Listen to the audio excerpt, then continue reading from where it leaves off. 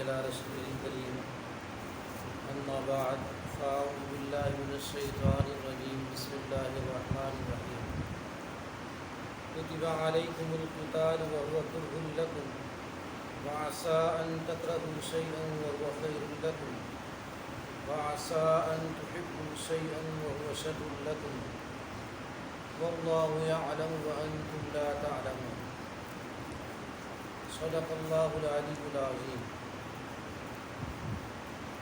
سورۃ البقرہ آیت نمبر 216، قتال فی سبیل اللہ کا تیسری مرتبہ ذکر کیا جا رہا ہے۔ پہلے 2 مرتبہ سورۃ البقرہ میں اس کا ذکر آیا ہے۔ ایک لفظ ہے قتال اور ایک لفظ ہے جہاد۔ جو لفظ قتال ہے اس کا معنی اللہ تبارک و تعالی کے راستے میں اللہ تعالی کی رضا کے لیے کفار کے ساتھ قتل و قتال کرنا۔ تو قتال کا معنی کوئی دوسری مشقت نہیں ہے، بلکہ قتال کا معنی قتل ہی ہے کہ اللہ کے راستے میں کفار کو قتل کرنا۔ کون سے کفار؟ ایسے کفار جو دین کا کام کرنے نہیں دیتے، رکاوٹ ڈالتے ہیں، اور جو سرکش کفار ہیں، جو لڑنے والے کفار ہیں، ان کی عورتوں کو، ان کے بچوں کو، ان کے بوڑھوں کو قتل نہیں کیا جائے گا۔ اور جہاد کا جو لفظ ہے یہ عام ہے کہ قتال کے لیے بھی بولا جاتا ہے، اور دوسرے معنی میں بھی جہاد کا لفظ استعمال ہو جاتا ہے، کیونکہ جہاد کا معنی ہے مشقت۔ اللہ تبارک و تعالیٰ کے راستے میں مشقت برداشت کرنا، یہ پھر ساری مشقتیں دین کا کام جو بندہ بھی کر رہا ہے۔ تو جہاد جو ہے، ایک جہاد پھر بالسیف ہو گیا، تلوار کے ساتھ، بندوق کے ساتھ جہاد، اور ایک جہاد ہے جہاد باللسان، زبان کے ساتھ جہاد، اور اسی طرح سے باقی اعمال جو ہے وہ بھی جہاد ہے۔ تو اصل جہاد وہ ہے جو قتال کے معنی میں ہے، اور باقی بھی جتنی محنتیں ہیں دین کی وہ ساری جہاد ہیں، جہاد کے سارے شعبے ہیں۔ تو جب جہاد فرض عین ہوتا ہے یعنی قتال، پھر باقی سارے کاموں کو پیچھے رکھا جاتا ہے اور قتال فی سبیل اللہ کا مرحلہ آ جاتا ہے، اسے ہی اپنایا جاتا ہے۔ تو اللہ پاک فرماتے ہیں کتب علیکم القتال، تمہارے اوپر قتال فرض کر دیا گیا ہے۔ جیسے کتبہ کا صیغہ کتب علیکم الصیام، تمہارے اوپر روزے فرض کر دیے گئے ہیں، اسی طرح کا کہ قتال تمہارے اوپر فرض کر دیا گیا ہے۔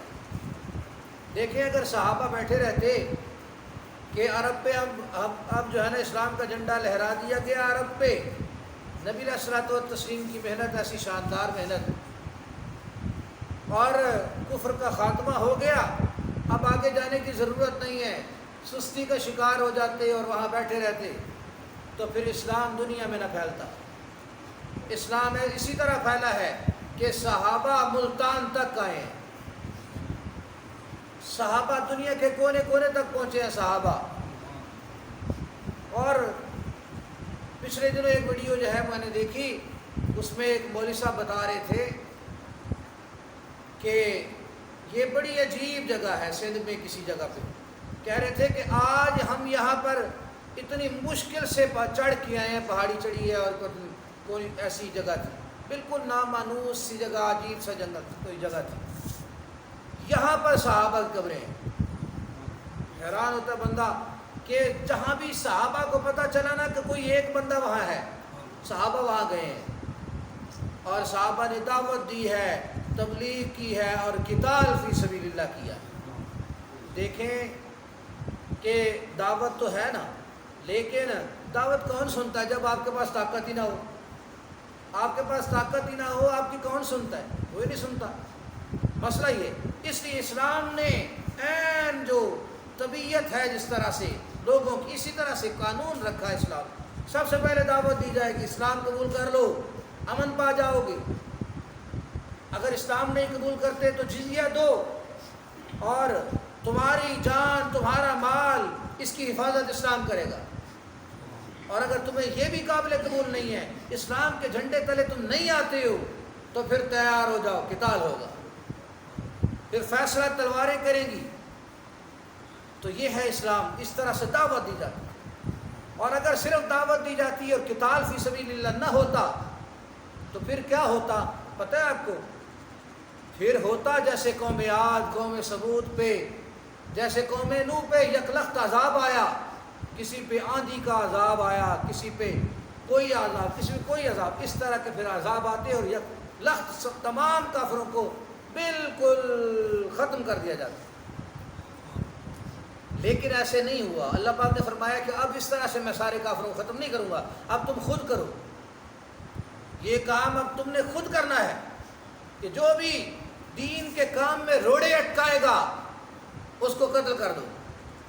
یہ قتل سے قتل کا عمومی معنی مراد نہیں میں لے رہا کہ ایسے نہیں ہے کہ ملک پاکستان میں اس کو دہشت گردی کے ساتھ جوڑ دیا جائے، اللہ پاک محفوظ فرمائے، ایسی بات نہیں ہے۔ یہ قتال جیسے باقاعدہ باضابطہ طور پر جب قتال فی سبیل اللہ ایک امیر کے جھنڈے تلے جب ہوتا ہے، ایک ملک کا جو پرائم منسٹر ہے یا کوئی بھی جو بڑا ہے یا بادشاہ ہے، پہلے دور میں جیسے ہوتے تھے، یا جیسے امیر المومنین ہوتے تھے، وہ جب باقاعدہ طور پر اعلان کر دے جہاد کا تو سب نکلیں گے جہاد کے لیے۔ ایک ملک ہے، ملک پاکستان اسلامی ملک ہے، اور یہاں پہ کوئی اٹھ کے جہاد شروع کر دے تو یہاں پہ کیوں نہیں کر سکتے؟ اس لیے نہیں کر سکتے کہ یہ ملک اسلامی ہے۔ لوگ پھر یہ سوال کریں گے کہ ملک اسلامی ہے، یہاں تو قانون جو ہے اسلام کا نافذ نہیں ہے، تو ہم کہیں گے کہ اسلام کے قانون کو انہوں نے نافذ نہیں کیا، لیکن اس کی بہت ساری اس کے قوانین جو ہیں بہت سارے اسلامی ہیں، اکثر اس کے قوانین اسلامی ہیں، اور اس میں یہ بھی لکھا ہوا ہے کہ اگر کوئی قانون اسلام کے خلاف ہے تو آپ اس کو چیلنج کر سکتے ہیں، آپ باقاعدہ طور پر چیلنج کر سکتے ہیں۔ اور حاکمیت اعلیٰ، اقتدار اعلیٰ اللہ تبارک و تعالیٰ کا ہے، قانون میں لکھا ہوا ہے، اور کوئی بھی بالادستی جو ہے صرف اللہ پاک کی ہے۔ ملک پاکستان کے ایسے قوانین ہیں کہ پوری دنیا میں کسی ملک کے قوانین ایسے نہیں ہیں، کسی اسلامی ملک کے ایسے نہیں ہیں، ملک پاکستان کے ایسے۔ اور پھر اگلی بات